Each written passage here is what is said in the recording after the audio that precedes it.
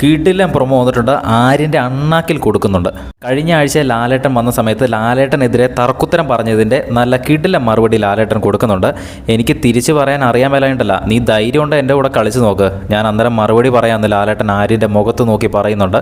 കഴിഞ്ഞ ആഴ്ച ലാലേട്ടൻ വന്നപ്പോൾ ലാലേട്ടനോട് തർക്കുത്തരം പറഞ്ഞത് നമ്മൾ കണ്ടതാണ്. ഹെൽമെറ്റ് വെക്കാൻ പറയുമ്പം കുളിക്കുമ്പോൾ വെക്കണോ കിടക്കുമ്പോൾ വെക്കണോ എന്നിങ്ങനെയുള്ള സംശയങ്ങൾ ചോദിച്ച് ലാലേട്ടനെ ഒന്ന് ഊരാൻ നോക്കുന്ന ആര്യനെ നമ്മൾ കണ്ടതാണ്.